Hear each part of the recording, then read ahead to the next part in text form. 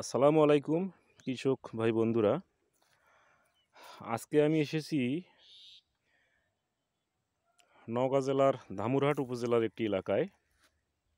এটা জাহানপুর মঙ্গলবাড়ির পাশেই।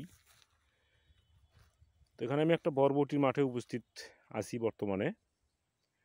দেখতে পাচ্ছেন এখানে এই যে মাচা এবং মালচিং দেওয়া ছিল, এই মালচিং কিন্তু এর আগে শশা ছিল। এই শশা শেষ হওয়ার পরে এখানে কিন্তু এক ভাই, যার নাম ফারুক হোসেন, উনি বরবটি লাগিয়েছেন। এই গ্যাবে গ্যাবে কিন্তু বরবটি দিয়েছেন। তো বরবটি গাছ মাত্র 18 দিন হবে। তো এখন বর্তমান গাছের অবস্থা এই।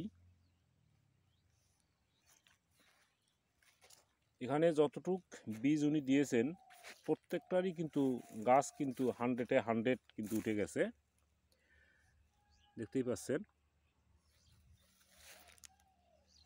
তো এই বরবটিটার নাম গ্রিন কিং। এটা সবুজ বর্ণের হবে, প্রায় 18 থেকে 20 ইঞ্চি লম্বা হবে, সবুজ কালার। এটা বাজারে সব থেকে বেশি চাহিদা। এই ভ্যারাইটিটাই এখানে দেওয়া আছে। তো গাছের কন্ডিশন ইনশাল্লাহ খুবই ভালো। আর নিচ থেকে কিন্তু অনেক শাখা প্রশাখা কিন্তু বের হচ্ছে এখন। তো এই বরবটি এটা গ্রিন কিং, এটা মূলত রাপিড সিড কোম্পানি এটা সরবরাহ করে থাকে। আমি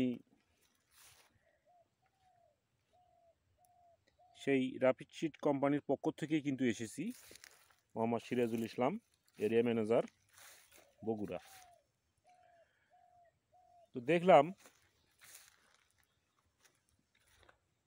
এখন পর্যন্ত সর্বোপরি যা বিচার বিশ্লেষণ করে দেখলাম, এখন পর্যন্ত সব দিক থেকে ভালো মনে হচ্ছে।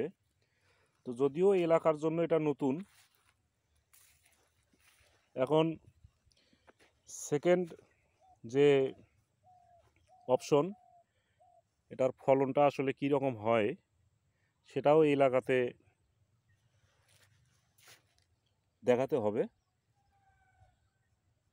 তো যাই হোক, সব দিক থেকে এখন পর্যন্ত ভালোই মনে হচ্ছে।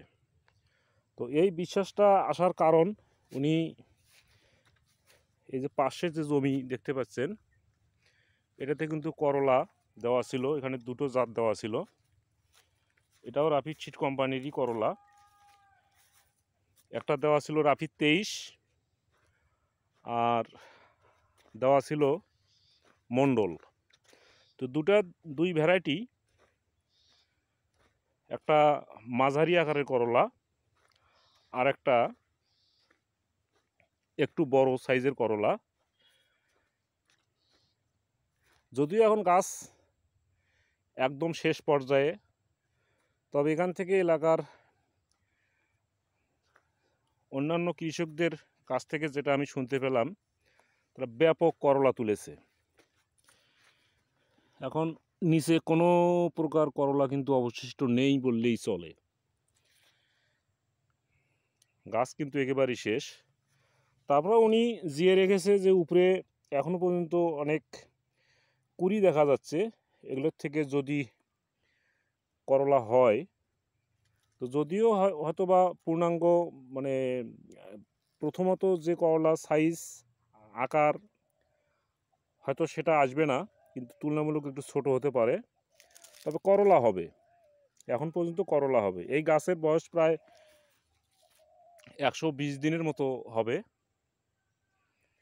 120 দিন করলার গাছ সাধারণত টেকে না। তারপরেও এখানে এখনও গাছের মাথাগুলো কিন্তু অনেক ভালো আছে। তো যাই হোক, এই ছিল সর্বোপরি আজকের আমার মাঠ পরিদর্শনের বিষয়। ওকে, আসসালামু আলাইকুম, সবাই ভালো থাকবেন।